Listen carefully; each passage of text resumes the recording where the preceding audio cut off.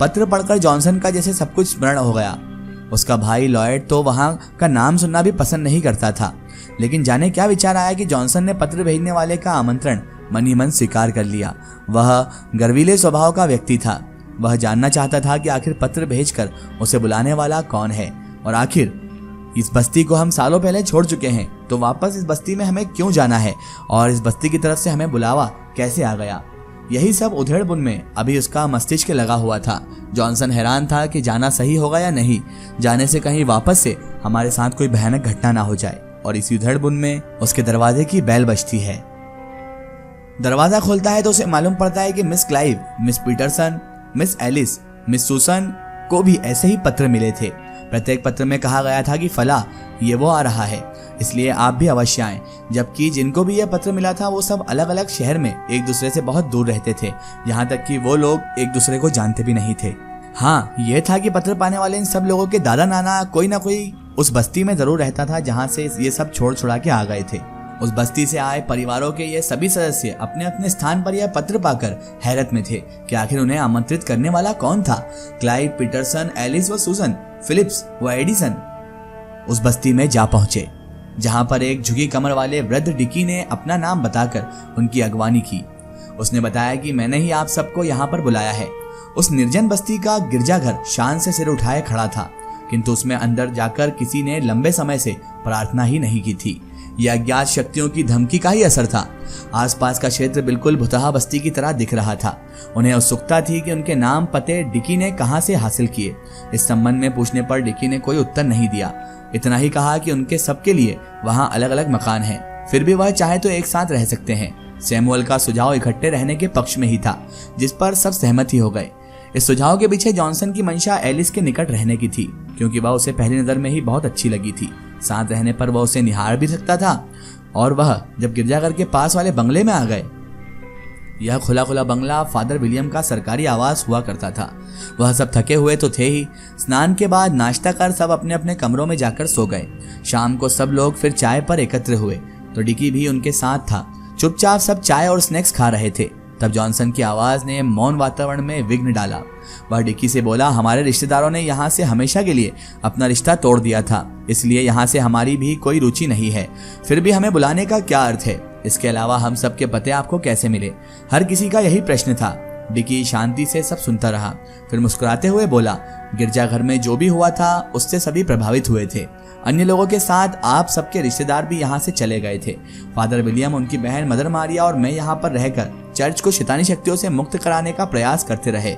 हर संभव प्रयास किया और उसी प्रयास में फादर और मदर को जान गंवानी पड़ गई। अकेला मैं ही बच गया। मैंने प्रयास किया कि जादू टोने व भूत प्रेतों को भगाने वाले ओझाओं की मदद लूं। इस इच्छा से मैंने अनेक ऐसे लोगों की शागिर्दगी में आत्माओं को वश में करने का अनुष्ठान सीखा, लेकिन हर बार मुझे यही बताया गया कि ऐसे कैसे भी अनुष्ठान करने के लिए इस बस्ती को मूल बाशिंदे अथवा उनके वंशजों का इनमें शामिल होना आवश्यक होगा। अतः तब मैं अपना ध्यान ऐसे ही व्यक्तियों को खोजने की तरफ लगा लिया और मैंने अपेक्षित लोगों के नाम पते जानने के लिए अनुष्ठान कर समाधि लगाई। फिर आप सबके बारे में 48 घंटे में जानने में मैं सफल हो गया। समाधि में आप सबके चेहरों तक से अवगत हो गया था। उन्हें बुलाने के प्रयास में डिकी को अपनी सफलता का पूरा विश्वास था कि उसके प्रयत्न विफल नहीं होंगे, और वास्तव में आज वह सब उसके सामने बैठे हुए थे। प्रसन्न डिक्की ने दावा किया कि अब वह समय ज्यादा दूर नहीं जब वह बस्ती पुनः गुलजार होगी। हम लोगों को क्या करना है? सुसन पूछ उठी। यदि आज की रात अच्छे से बीत गई तो कल कोई शक्ति हमारी सफलता नहीं रोक पाएगी, डिक्की ने बताया। इसी बात के साथ चाय समाप्त हुई। फिर सब लोग बंगले से बाहर आकर शाम ढलने तक बस्ती के अजीब वातावरण में सामंजस्य बिठाने के प्रयास में लगे रहे। प्रथम बार यहाँ आने के बावजूद उन्हें अच्छा लग रहा था, जबकि वातावरण बड़ा रहस्यमय और खौफनाक था। एक साथ रात का खाना खाकर सब वहाँ के बड़े हॉल में लगे अपने अपने बिस्तरों पर लेटकर सोने का प्रयास करने लगे। थोड़ी देर हल्का फुल्का हंसी खुशी का माहौल बना। इसी दौरान सबने अपने अपने विषय में जानकारी दी। फिर धीरे धीरे थोड़ी देर के अंतराल में सबको नींद आ गई। सब चैन से सो ही रहे थे कि रात्रि का दूसरा पहर बीतने के साथ ही यकायक जोरदार धमाके के साथ बंगला डोल उठा। जिस हॉल में वह सब सो रहे थे वहां ही सबसे ज्यादा कहर बरपा था। सब स्त्री पुरुष व समान उलट पुलट हो गए। सभी मदद के लिए परस्पर एक दूसरे को पुकार रहे थे, किंतु कोई भी किसी की मदद तो तभी कर सकता था जब किसी को होश होता। कुछ देर बाद यह विचित्र उत्पात शांत हो गया। अब कोई नहीं कह सकता था कि कुछ समय पहले ही यहाँ पर कुछ हुआ भी होगा। अब आभास हो रहा था कि जैसे वहाँ कुछ हुआ ही नहीं है। लाइट जलाने पर हॉल में आसपास देखने का प्रयास किया गया, किंतु कुछ हाथ न लगा। तब सब बेचैन दिलों के साथ फिर लेट गए और जैसे तैसे उन्हें फिर से नींद आ गई। लेकिन एक भयानक चीख से फिर उनकी नींद टूट गई और वहाँ सब हड़बड़ाकर उठ बैठे। उन्हें किसी स्त्री की बुदबुदाहट सुनाई दी।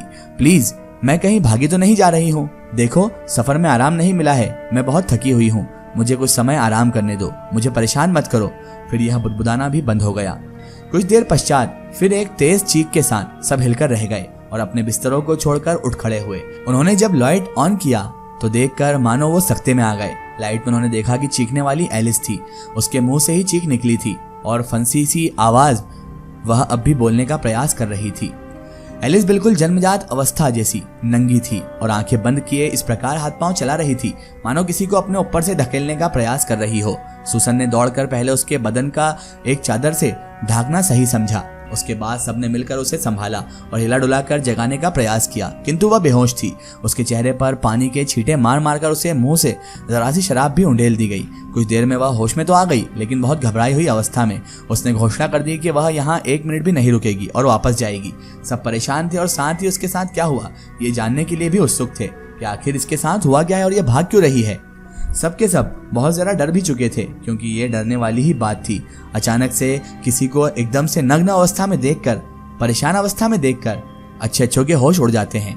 कुछ बोलने के प्रयास में एलिस अचानक रुकी और अपने गले को टटोल कर देखा तो वहाँ क्रॉस गायब था। आते ही डिकी ने सबको पहनने के लिए ये क्रॉस दिए थे और बताया था कि यह मंत्र पूरित हैं। इनके गले में रहते कोई बुरी आत्मा उन्हें सता न सकेगी। वह सोच में पड़ गई। उसे विश्वास हो गया था कि गले में क्रॉस न होने के कारण ही ये सब हुआ है। लेकिन क्रॉस कहाँ चला गया? आखिर उसके गले में से यह क्रॉस किसने निकाला होगा?